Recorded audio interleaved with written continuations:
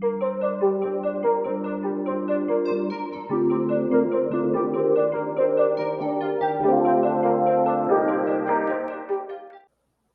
paz de Cristo, vamos a continuar con el siguiente punto, y justamente también es un punto bien, bien relevante y bien, bien importante, y justamente tiene que ver con el tema de la soteriología. Esto como tal abarca tres partes. Una es la salvación, la gracia y la fe, que junto dentro de esto abarca o se engloba dentro de lo que es la soteriología. ¿Qué es la soteriología? El estudio de la salvación, ¿sí? La parte de la teología que se encarga de la salvación.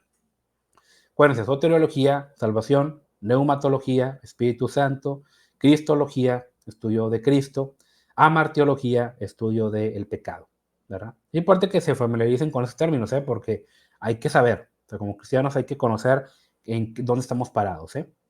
Bueno, la soteriología, ¿qué es lo que creemos como cristianos? ¿Qué es lo que como pentecostales, como parte de la Iglesia Apostólica? ¿Cuál es nuestra soteriología? Resumen, vamos por una corriente arminiana clásica. Ahorita vamos a explicar por qué y qué es esto. La salvación. Creemos que la salvación es por medio de la gracia, solamente por la gracia, y se alcanza por medio de la fe, no depende de las obras, sino que es un don de Dios, ¿verdad? Y como dice ahí Efesios 2:8, no de vosotros para que nadie se gloríe, ¿sí?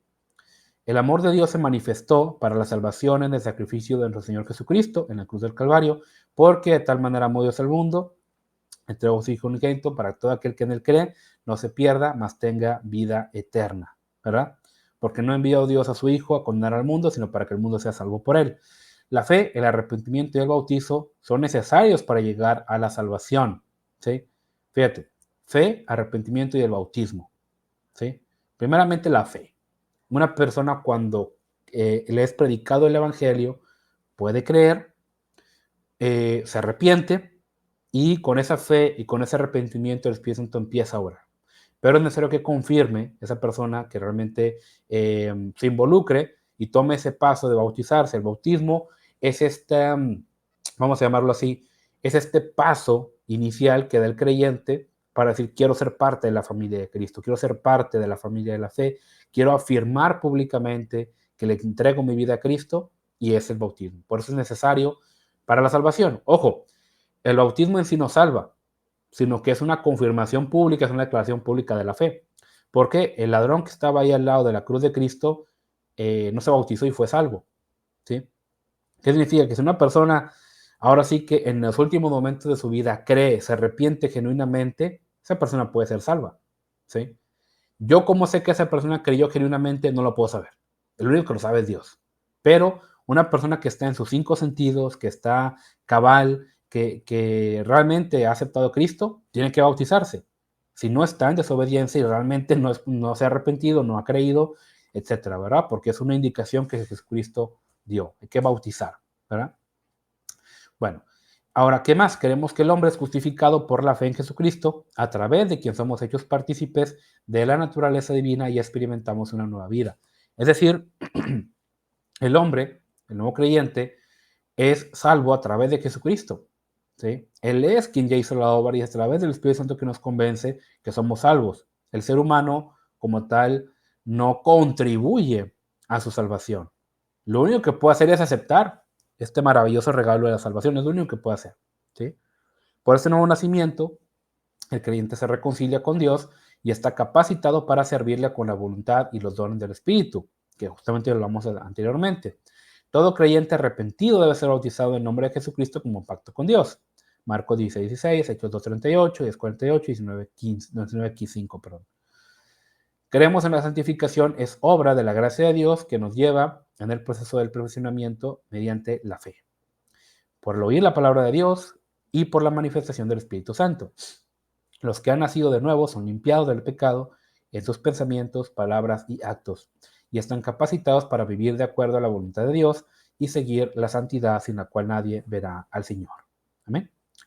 Esa es la doctrina de la salvación, ¿sí? Meramente es por fe, ¿sí?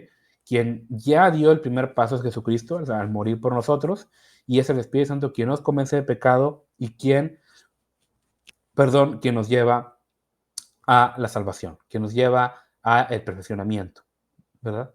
Lo único que hace el hombre es aceptar, es decir, ¿sabes qué? Decido aceptar a Jesucristo, decido reconocer que soy pues un pecador y que solo no voy a poder, que necesito de Dios. Es lo único que hace el ser humano, ¿verdad? La gracia. La Iglesia Apostólica creemos que la gracia es una doctrina bíblica de la salvación que denota el favor inmerecido dado por Dios al hombre y que esta sin gracia se manifiesta a todos los hombres sin hacer excepción de personas, pero que no es incondicional, sino por medio de la fe en Cristo Jesús y que es por medio del Espíritu Santo. Esta gracia puede ser resistida o rechazada por el hombre que no se arrepiente ni cree en Jesucristo, siendo este uno de los mayores pecados a pesar de lo que el hombre es, indigno, pecador, reprobado, desobediente e hijo de ira. No obstante, Dios, que es rico en misericordia, provee a uno de los pecadores de bendiciones. Es el tema de la famosa gracia común, que ahorita vamos a platicar de esto. ¿Sí? El verdadero concepto de la gracia es que para que el pecado ya nos enseñoree de nosotros, porque no estamos bajo la ley, sino bajo la gracia, que nos capacita para todo.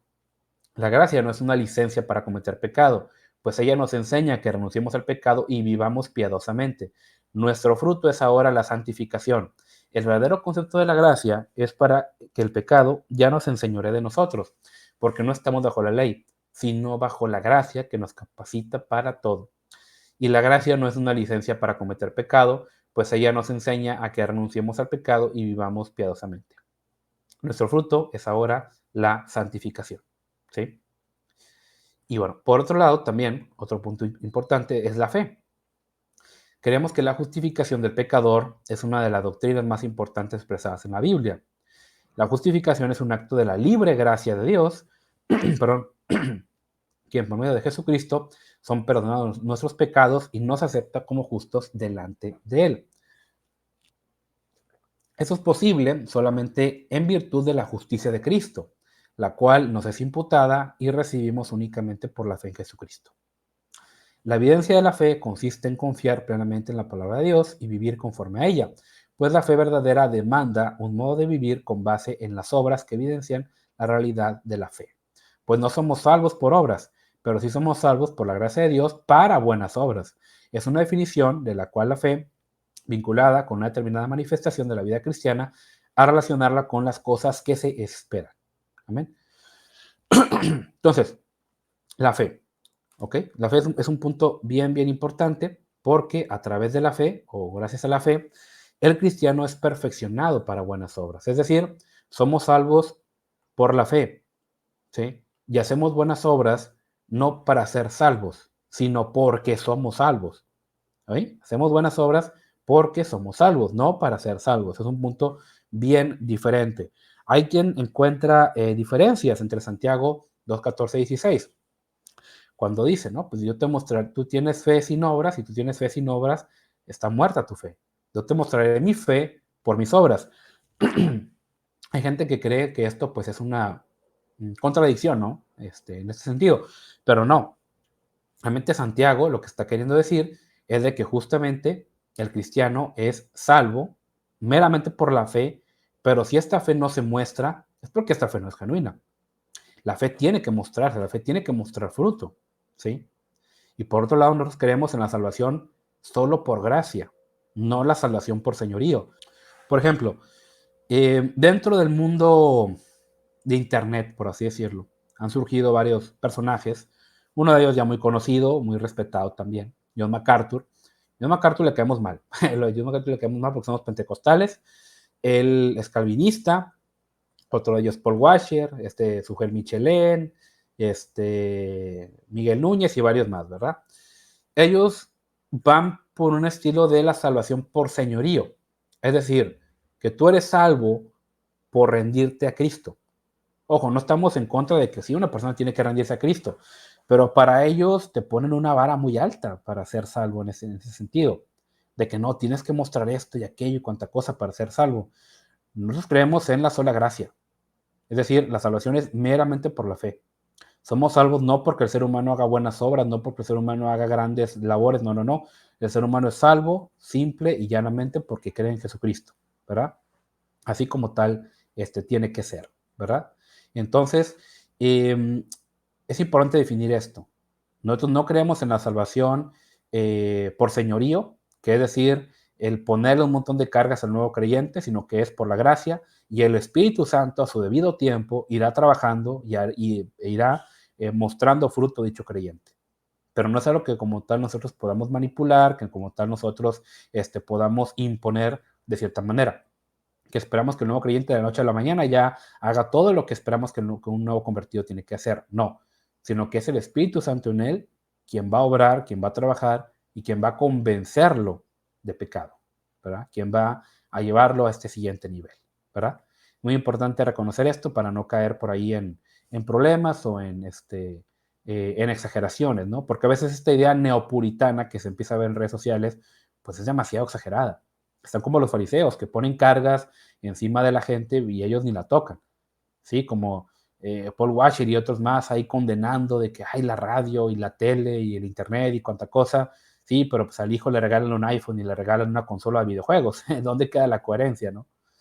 Incluso otro famoso predicador, creo que R.C. Sproul, también mi respeto, es una persona muy, muy genuina, pero pues al hijo lo arrestaron por andar manejando alcohólico, ¿no? Como primero empieza por casa, ¿no? También. O los abusos que ha habido también en la iglesia de John MacArthur, ¿no? Ese famoso escándalo que hubo. Reitero, esto no desprestigia su teología para nada, pero simplemente hay que reconocer que todos tenemos problemas, que todos tenemos cosas que solucionar. Que esta idea de una salvación por señorío perfecta, en la cual, ay, no, el creyente ya es una especie de, de santo y le sale una aureola en la cabeza, ¿verdad? Y brilla, no, o sea, esto no es así. Cuando decimos que la salvación es meramente por gracia, reconocemos de que la salvación es por un arrepentimiento genuino, es por fe y depende enteramente de Jesucristo. Cuando Zaqueo se arrepintió, ¿qué dio Jesús? Hoy ha venido la salvación a esta casa, porque se arrepintió. Hoy en día le diría a MacArthur o Paul Washer, no, Zaqueo, tienes que mejorar esto, esto y esto y esto y esto y cambiar esto y esto y esto y esto. Y ahora sí, hasta que no cambies todo esto y hasta que no arregles todo esto, ahora sí, a lo mejor y puedes considerarte salvo, ¿no? Jesús dijo, ha llegado la salvación porque esta persona se ha arrepentido genuinamente, ¿sí? Pero ojo, reconocemos también lo que dice Santiago, que la salvación genuina debe dar como fruto, debe dar como fruto obras, ¿sí? Es como todo árbol sano da fruto porque está sano, ¿sí? Así de sencillo, es una consecuencia natural, es una consecuencia lógica. Lo mismo pasa con las obras. El cristiano hace buenas obras porque es salvo, porque le nace hacerlo, porque es el Espíritu Santo quien lo mueve, no por otra cosa. Amén. Entonces, aquí es un punto muy importante. Ahora, ¿en qué nos diferencia a nosotros? Por ejemplo, de hoy en día está muy de moda en redes sociales, ¿verdad? El mundo reformado con sus famosas doctrinas de la gracia, ¿no? Las doctrinas de la gracia que muchos les decimos las doctrinas de la desgracia, porque son deterministas, ¿sí? Hacen a Dios el autor del mal, del pecado. Y ahora, un punto que defendemos, y ojo, en este punto estamos de acuerdo con los calvinistas, es en la gracia común.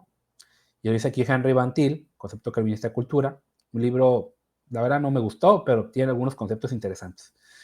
La gracia común puede definirse como la gracia de Dios por medio del cual Él da muchas bendiciones inmerecidas a todas sus criaturas. Esto incluye cualquier manifestación de la gracia de Dios hacia las personas en general, con total independencia de su condición espiritual. Es decir, que la gracia común es meramente, ojo, nosotros lo podemos entender como una extensión o como un complemento del libre albedrío. Dios en su soberanía ha determinado darle libre albedrío al ser humano.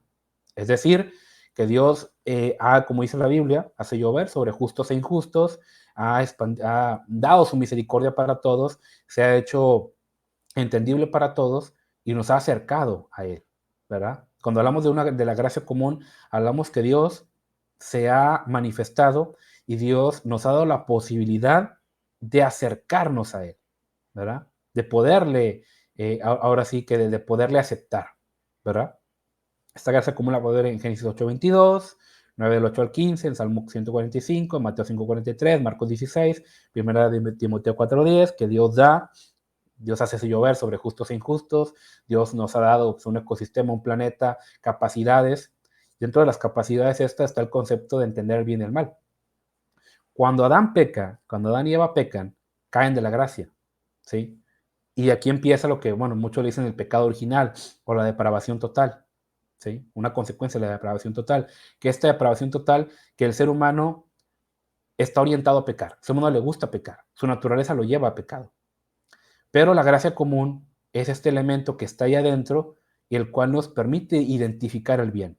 Por naturaleza no elegimos lo bueno, por naturaleza hacemos lo malo, pero podemos identificar el bien, ¿sí? Eso es lo que nos diferencia, por ejemplo, de los calvinistas. El calvinista dice que el ser humano está muerto, en pecado, está muerto, espiritualmente, y que no puede naturalmente aceptar a Dios. Ellos van por esta idea de la predestinación, que Dios ha elegido un grupo de personas para ser salvos y que solamente ese grupo de personas van a ser salvos, y la consecuencia lógica de esto pues es de que otros el resto está condenado al infierno, ¿no? Es un problema grandísimo. ¿Por qué? Y ojo, esto viene de Agustín. Agustín de Hipona, él empieza a elaborar esta idea justamente porque dice, caray, la salvación, pues el ser humano naturalmente es pecaminoso, no puede elegir a Dios, no puede aceptar lo bueno, y por lo tanto, pues es Dios quien nos tiene que salvar. Pero si es Dios quien nos tiene que salvar es porque ya estamos muertos y Dios tiene que elegir a quién salva y a quién no, ¿sí? Ojo, las consecuencias lógicas de este sistema es el determinismo griego. Es decir, que Dios ya predestinó todo y nosotros somos meramente títeres de un gran titiritero cósmico que es Dios. Y es un problema porque está diciendo que Dios es el autor del pecado. Está diciendo que Dios es quien, ahora sí, quien cometió, quien determinó, quien hizo que pecáramos, ¿no? Una persona podría decir, no, pues yo peco porque Dios determinó que así fuera. Dios no me eligió para ser salvo, por eso voy a seguir pecando. Pues, bien padre, ¿no? También. Entonces, nosotros no creemos esto, ¿sí? No creemos esto como tal. ¿Qué es lo que creemos? Que si hay una depravación, que el ser humano está orientado a pecar y que le gusta pecar y que va a elegir pecar, pero, ojo, cuando Adán pecó, se le abrieron los ojos, ¿para qué? Para entender, para concebir el bien y el mal, ¿sí? El ser humano concibe lo bueno y concibe lo malo, pero elige lo malo. He ahí la gracia común, que todos podemos distinguir, Dios nos dio la capacidad de distinguir el bien del mal, ¿sí? Y justamente cuando decimos que creemos en el libre albedrío en el sentido de la persona de reconocer, estoy mal y necesito de Dios. Hasta ahí. El ser humano no se puede salvar solo.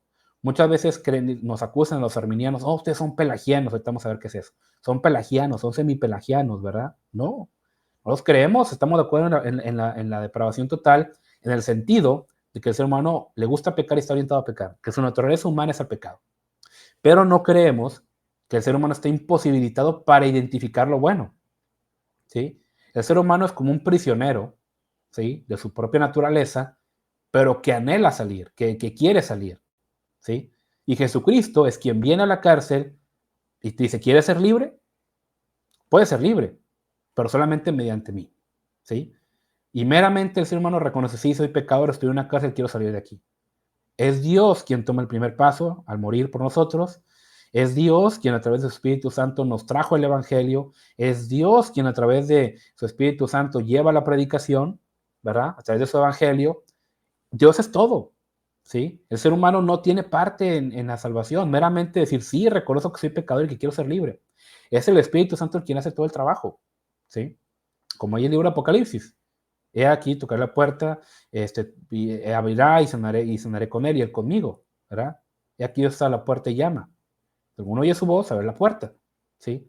Meramente en abrir la puerta es nuestro objetivo, pero no es lo único que hacemos, ¿verdad? ¿Quién tomó el primer paso? Dios. ¿Quién vino? Dios. ¿Quién viene a traer la salvación? Dios. El ser humano no hace nada, meramente reconoce que es pecador, meramente reconoce que no puede solo y que necesita de Dios. Es lo único que hacemos, ¿sí? Pero en eso es libre albedrío.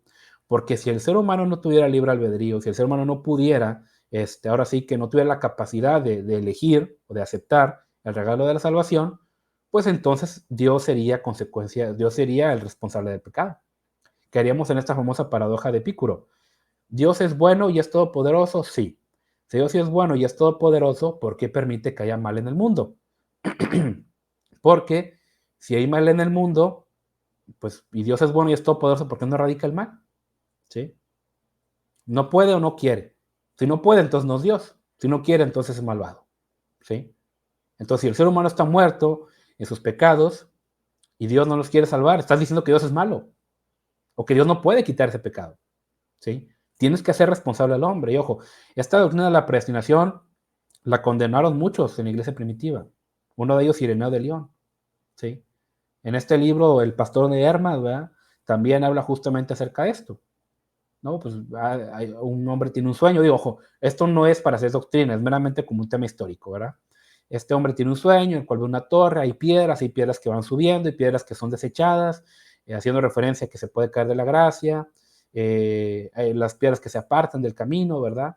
Pero siempre el ser humano es responsable, ¿sí? Y esa responsabilidad no se la podemos quitar. No podemos quitar que el ser humano sea responsable de sus actos. Por lo tanto, como arminianos sostenemos que sí, hay una depravación total. Dios es quien, a Él sea toda la gloria por la salvación, porque el ser humano no hace nada. Lo único que nos toca a nosotros es reconocer que somos pecadores y que no podemos solos. Muy diferencia del calvinista. El calvinista dice, bueno, que hay varias corrientes, ¿no? Dentro del calvinismo, que no hay libre albedrío. Dios ya predestinó a los que van a ser salvos y a los que no, ¿verdad? Y como tú le dices, oye, pero es que esto no podemos decir esto, porque si no el pecador no tiene la culpa de pecar. Si Dios ya predestinó, si Dios ya determinó todo lo que va a pasar, entonces el pecador no tiene la culpa, porque pues él ya, ¿no? Dios ya predestinó que pecara, me voy al infierno, ¿y quién tiene la culpa? No el pecador, Dios. Entonces, ¿por qué va a haber un juicio? Cuando hay un juicio, su misma palabra es el juicio. Vas a juzgar a las personas por sus actos, ¿verdad? Y entonces tú no puedes juzgar a un pecador por sus actos porque no tuvo la culpa. Dios lo dejó morir.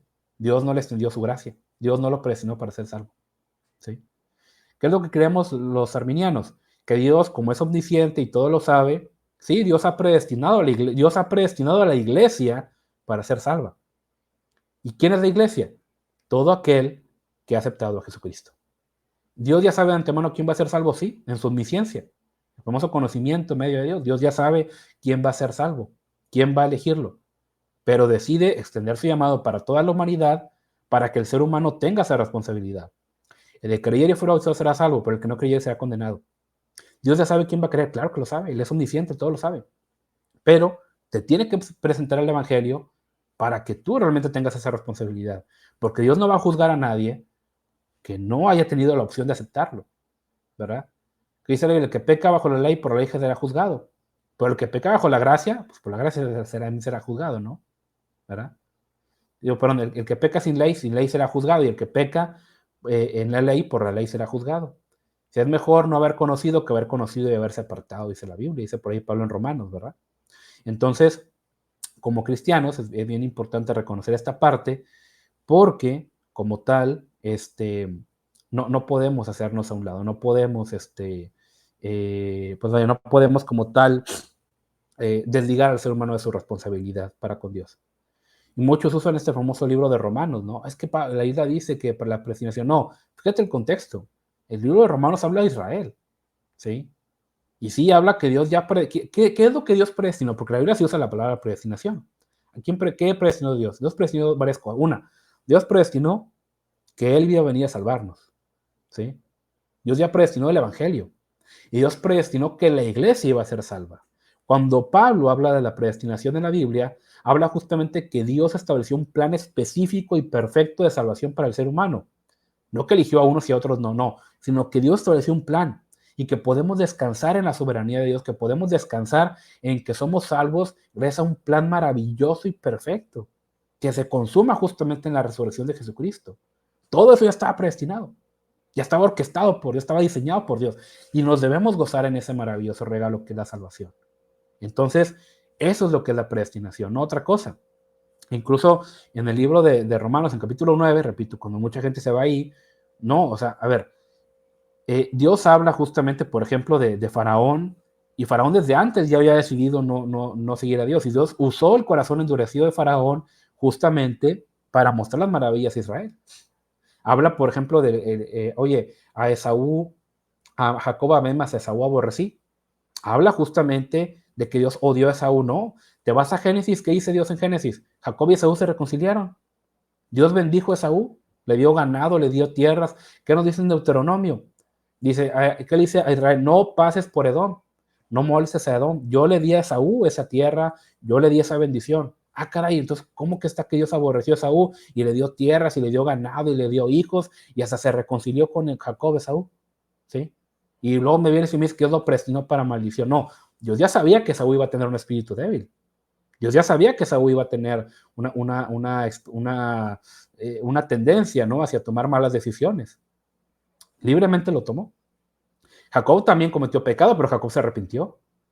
Muy a diferencia de Saúl, que Saúl fue más orgulloso, más obstinado, Jacob se arrepintió porque Jacob también era bien tramposo. Dios también le pegó por ahí. Dios también le trajo juicio para Jacob, ¿verdad? Entonces, no podemos ir por este lado, ¿verdad? Otro punto muy importante es de que, digo, nos acusan de pelagianos. Que ojo, hoy en día ya se está descubriendo, o hay un libro muy interesante justamente, le voy a poner el nombre aquí en la descripción, que justamente nos habla de que muchas cosas que hoy en día según se atribuyen a Pelagio, pues fueron mentiras. Agustín de Hipona decía mentiras de Pelagio, porque Agustín se iba por esta idea del determinismo, que ojo, la idea del determinismo que viene de Agustín no fue aceptada por la iglesia, se condenó, ¿sí? No fue hasta que los calvinistas la resucitaron. Así que hoy en día, no, es que Calvino y la predestinación, cállate. O sea, ustedes tomaron una doctrina agustiniana que no estaba bien, que estaba llena de errores, y le hicieron match con la teología reformada, que es un mugrero en ese sentido, porque hace Dios consecuencia del pecado. Y por eso en Europa el evangelio está muriendo. ¿Por qué? Porque les hablas a la gente de un Dios que ya predestinó todo, un Dios que, híjole, capaz si eres salvo, capaz no, no sabes si eres salvo, no sabes si eres salvo o no, y pues qué onda, ¿no? Incluso el calvinismo, la idea de la predestinación, es un génesis, es un origen, es una raíz de la teología de la prosperidad. Esa teología que dice que si eres hijo de Dios, Dios te va a dar economía, a dar bendiciones económicas, a dar dinero, a ser millonario, como Guillermo Maldonado y Cash Luna y todos esos farsantes, ¿no? Entonces, esto incluso lo documenta por ahí Max Weber, en el espíritu del capitalismo, la ética protestante y el espíritu del capitalismo, y habla Max Weber de esto, y justamente él lo que dice es de que, pues como tal, el calvinista no sabía si era salvo o no. ¿Cómo sé si Dios me predestinó para salvación o no? ¿Cómo sé si soy de los predestinados? Ah, si Dios me bendice económicamente es porque soy predestinado.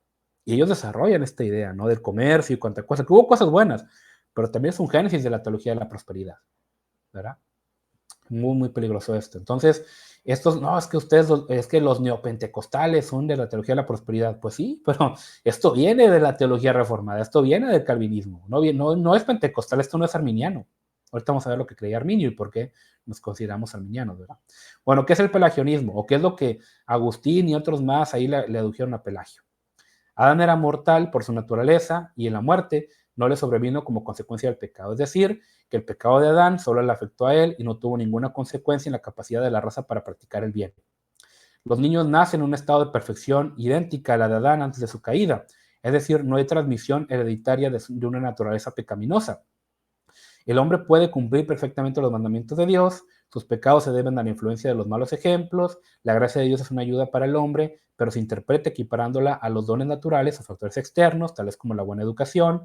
El bautismo es un rito de consagración que al mismo tiempo anticipa el perdón futuro. En conclusión, como no hubo caída o muerte de la raza de Adán, tampoco hay resurrección en Cristo. El pelagianismo lo que te dice es esto: mira, pues tú puedes ser salvo si eres buena persona. Incluso si cumple la ley de Moisés, puede ser salvo. La depravación total o el pecado original en cierto punto de la desobediencia de Adán le afectó a Adán, pero no a ti. O sea, cuando un bebé nace en el mundo en estado perfecto, como Adán, y puede elegir el bien. Pero la Biblia no dice esto. Ojo, ningún pentecostal cree esto de aquí. Ninguno cree esto. Todos creemos que nacemos, ¿sí? Nacemos con una orientación a pecado, ¿sí? Por eso nosotros bautizamos adolescentes. Cuando un adolescente ya es consciente del pecado, del bien y del mal, se ha formado su carácter y decide él libremente bajar a las aguas del bautismo, le bautizamos. Por eso no bautizamos niños, porque un niño no es consciente de esto. Si un bebé muere, un bebé está completamente bajo la misericordia de Dios, ¿sí? Porque aunque nace como ser humano con una orientación a pecar, ese bebé no es consciente de la salvación, no es consciente del pecado, no es consciente de muchas cosas, ¿verdad? Entonces, ningún pentecostal cree esto aquí. Por lo tanto, no nos pueden acusar de pelagianos. Nos creemos que el ser humano nace con una naturaleza caída, con una naturaleza pecaminosa que está orientada hacia el pecado, y que la gracia no es solamente una ayuda, sino que la gracia nos ayuda o nos permite discernir el bien del mal, pero solamente a través del Evangelio, solamente a través del Espíritu Santo podemos ser salvos. solamente a través de esto y nada más, ¿sí? Entonces, ojo, hoy en día con la teología liberal, en parte que viene del mundo reformado, ¿qué es lo que nos dice la teología liberal? No, Adán no existió. Adán no existió, Adán meramente es una figura mitológica, incluso este famoso apologista William Lane Craig, no, el ser humano evolucionó, eso sí, con ayuda del diseño divino, con ayuda del diseño inteligente de Dios, idea también como decía Stephen C. Meyer también. Entonces, como Adán no existió como tal, sino que evolucionamos, pero evolucionamos con ayuda de Dios, que repito, eso es teología liberal, el Antiguo Testamento meramente es una filosofía, meramente es un mito, historia. Oye, si no hubo Adán, no hubo pecado original, no hubo jardín del Edén, no hubo expulsión. Y si no hubo pecado original, si no hubo una caída como tal del hombre, entonces podemos ir a lo que dijo Pelagio. Podemos decir, todos nacemos en una condición como Adán. Es esta idea también de Rousseau, de Jacques Rousseau, de que el ser humano nace bueno, pero la sociedad lo corrompe, ¿verdad? Entonces, ellos están resultando el pelagianismo, no nosotros. El pentecostal dice, no, somos pecadores por naturaleza, necesitamos de Dios, estamos del Espíritu Santo, arrepentirnos, humillarnos delante de Dios. Es lo que decimos nosotros, como arminianos. ¿Quién trae esta idea de que Adán es mito historia? El mundo reformado, el mundo liberal, ¿sí? Entonces, la consecuencia lógica de esto, vámonos con el pelagianismo, ¿no? Soy buena persona, sigo la ley de Moisés, soy salvo, ¿sí? Entonces, ¿para qué murió Cristo? ¿Para qué la Biblia dice que Dios vino a reconciliarnos del pecado de Adán? ¿Para qué murió si todos nacemos en un estado igual que Adán? No tiene sentido, ¿no? Entonces, no, los pelagianos son ellos, no nosotros. Los teólogos liberales. Y el pelagianismo. El pelagianismo nació como una consecuencia a la idea de la predestinación de Agustín.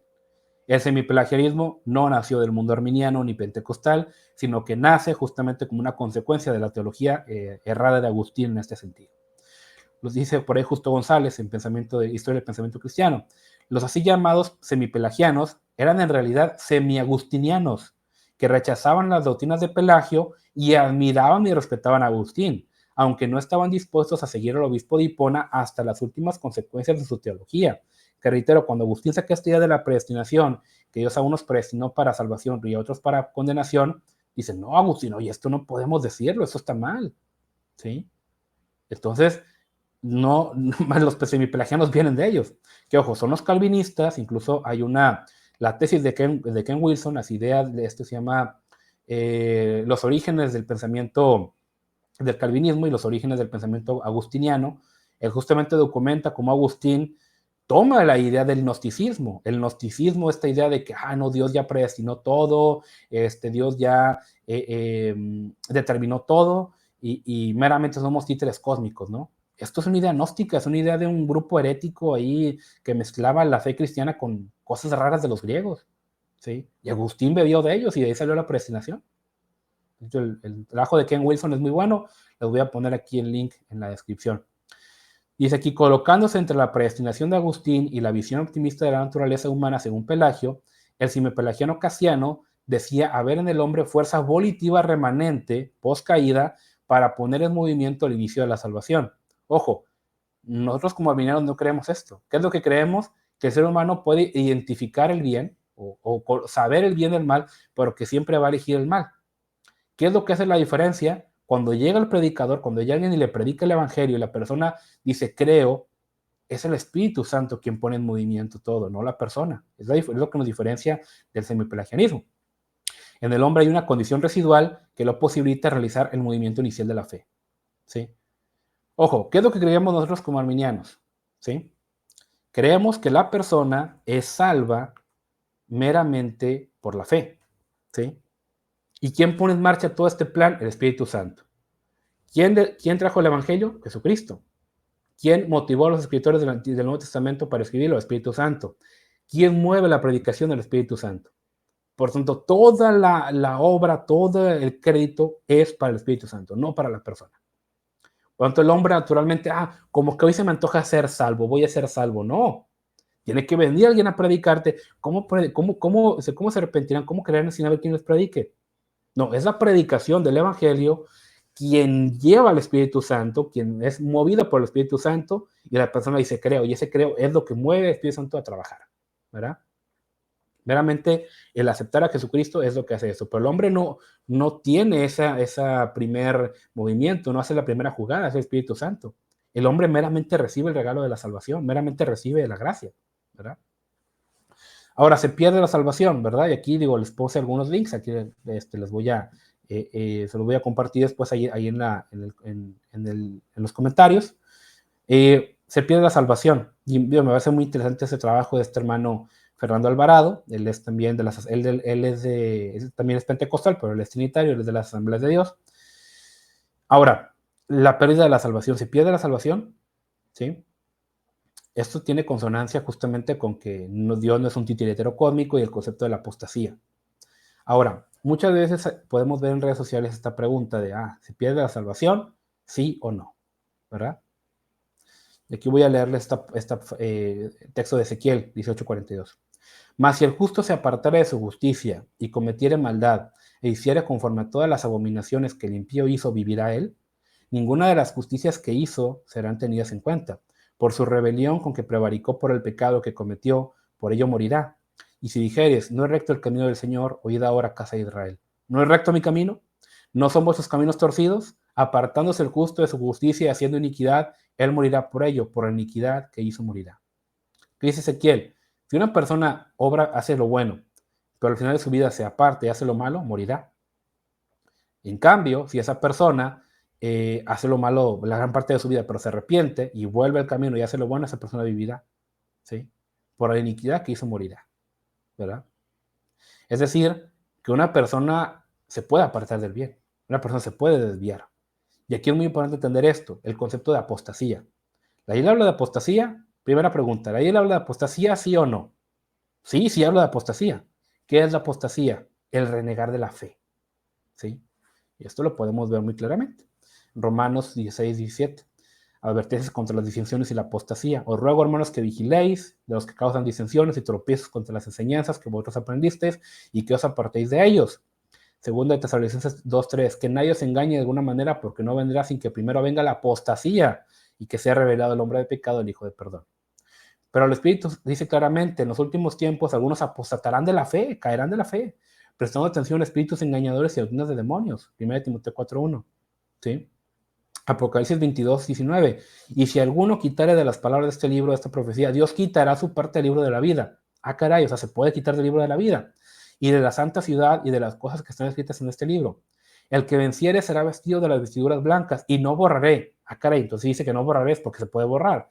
Y no borraré su nombre del libro de la vida y confesaré su nombre delante de mi Padre y delante de sus ángeles. O sea, hay apostasía, sí. ¿Qué es apostasía? Es caer de la fe. ¿Se puede borrar del libro de la vida? Pues sí, Jesús está hablando aquí y dice que sí. ¿Sí? Se puede caer de la fe. Ahora, muy importante esto. Cuando hablamos de caer de la fe, cuando hablamos de ese tema, es importante entender que la salvación no se pierde, tú la abandonas, ¿sí? No es decir, y ya me enojé, ya perdí mi salvación, y ya pequé, ya dije una mentira, ya ofendí a mi prójimo, ya me enojé, ya hice algo malo, ya caí. No, no, no, la Biblia es muy clara, la Biblia es muy clara en ese sentido. Uno como cristiano no es perfecto en todos los sentidos. Uno como cristiano no es, no, reitero,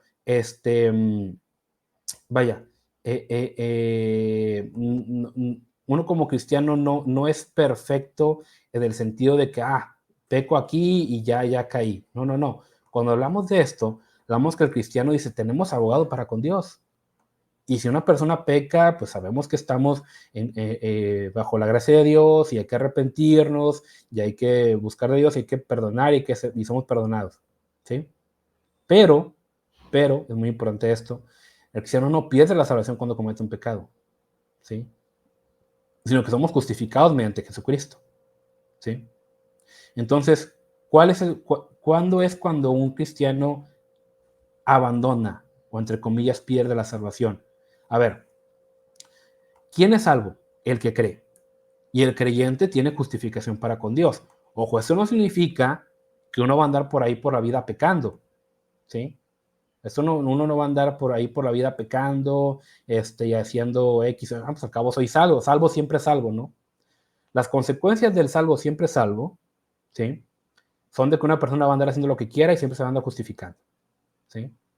O sea, no, pues, soy salvo, siempre salvo, vámonos adelante, vamos a pecar, vamos a esto, vamos a aquello, vamos a no sé qué, ¿verdad? No, ¿sí? Entonces, es una consecuencia, ¿no? Del salvo siempre salvo, que es lo que le dice el Evangelio de la prosperidad, libertinaje, depresión, ansiedad, he sido o no he sido predestinado, ¿verdad? Dios es el responsable del mal porque ya me predestinó para hacer lo malo. ¿Para qué evangelizamos si Dios ya predestinó lo que va a pasar? Quitamos nuestra responsabilidad cuando uno cae en estas ideas, ¿no? De la predestinación. Entonces, reitero, no es de que una persona se levante, ay, se me olvidó ser salvo. Ah, caí. No. Un cristiano puede pecar, sí, es cierto. Que cuando pecamos, cuando ofendemos a alguien, cuando hacemos algo que no deberíamos hacer, ¿verdad? Pero luchamos contra la carne y podemos tener caídas o recaídas, ¿verdad? ¿Por qué nos dice la Biblia? Que cuando alguien hubiera cometido pecado, que confiese sus pecados, que oren por él, que le ponga las manos, esa persona sanará, etcétera. Y ese abogado tenemos para con Dios si cometemos algún error. Pero cuando una persona voluntariamente dice, ya no quiero creer, ya no creo en Dios, ya no quiero creer en el Evangelio, voluntariamente quiero seguir pecando, esa persona ha apostatado la fe, esa persona ha abandonado la salvación, ¿sí? Esa persona ha dejado de ser creyente. La condición para ser salvo es la fe, pero cuando una persona pierde la fe, cuando una persona deja de creer en Jesucristo, ha perdido su salvación. No porque ay, híjole, se me perdió, ¿dónde la dejé? No, porque voluntariamente ha decidido apartarse del camino. Y cuando una persona se aparta del camino, abandona su salvación. Simple y sencillamente, como lo dice Ezequiel, ¿sí?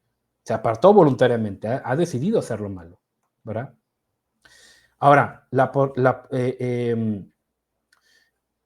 incluso dice por ahí Hebreos, ¿no? Hebreos 10, 26 al 29. Porque si pecáramos voluntariamente, después recibido el conocimiento de la verdad, ya no queda más sacrificio por los pecados, sino horrenda expectación de juicio y de hervor de fuego que ha de devorar a los adversarios. El que viola la ley de Moisés por el testimonio de 2 o 3 testigos muere irremisiblemente. Cuanto mayor testigo pensáis que merecerá el que pisoteare al Hijo de Dios y tuviere por inmunda la sangre del pacto de la cual fue santificado, e hiciera afrenta al Espíritu de gracia. Pero nosotros no somos los que retroceden para perdición, sino los que tienen fe para preservación del alma, ¿sí? Es decir, es la fe, ¿sí? Es la fe. Por lo tanto, si pecamos, ¿sí? Como dice por ahí Romanos 8, 35 al 39, dice, ninguna cosa nos podrá apartar del amor de Dios. Híjole, si pecamos, Señor, perdóname, pero no es que hayamos perdido la salvación. Si cometemos un error, Dios es justo, bueno, Dios es misericordioso para con nosotros, sabe que cometimos un error, hay que arrepentirnos, pedir perdón, etcétera, pero no perdimos la salvación. Cometimos un pecado, nos equivocamos, pero nos restauramos, pero no perdimos la salvación, ¿sí? Una persona pierde su salvación o la abandona cuando ya definitivamente pisotea la sangre de Cristo, cuando ya se burla del pecado, cuando ya se burla como tal de todo esto y cuando ya se aparta del camino. Pero como arminianos creemos en la restauración. Una persona que pecó, que cayó de la gracia, ¿puede ser restaurada? Sí, también puede ser restaurada. Porque Dios no quiere que el impío perezca, sino que todos procedan al arrepentimiento. Entonces, como arminianos, tenemos una doctrina en la cual creemos que el Dios merece toda la gloria, solo Dios gloria, solo Dios da gloria, solamente somos salvos por la fe, por la gracia, no por señorío, ¿sí? Las obras meramente las hacemos porque somos salvos. El ser humano es responsable porque tiene libre albedrío de elegir o rechazar el pecado de la salvación. Creemos en la gracia resistible, uno puede resistir la gracia, es decir, uno puede resistirse al evangelio, ¿sí? Como tal, y esto nos hace responsables ante Dios de haberlo resistido. Y pues como tal, creemos también en que como tal, se puede caer de la gracia voluntariamente, ¿sí? Así como lo dice Hebreos, como lo dice Ezequiel, incluso también Jesús, ¿no? Dijo que hay que permanecer en este sentido. Por lo tanto, no creemos o no adherimos a esta idea de el salvo siempre salvo, ¿sí?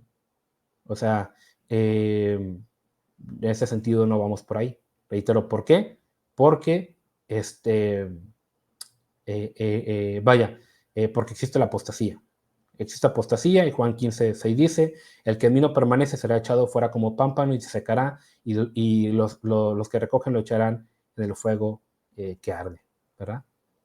Entonces se puede borrar del libro de la vida, se puede ser echado, se puede caer en apostasía, se puede caer en pecado, pero, reitero, la salvación se abandona o se pierde cuando uno decide apostatar la fe. Por lo tanto, el que esté firme, mire que no caiga. Amén. Bueno, conclusión. Como somos arminianos, ¿cómo es nuestra? No somos ni pelagianos ni semipelagianos. Nuestra antropología es pesimista. Es decir, el libre albedrío está destruido, pero no como dicen los calvinistas. Está destruido en el sentido que podemos reconocer lo bueno y lo malo, pero siempre vamos a elegir lo malo.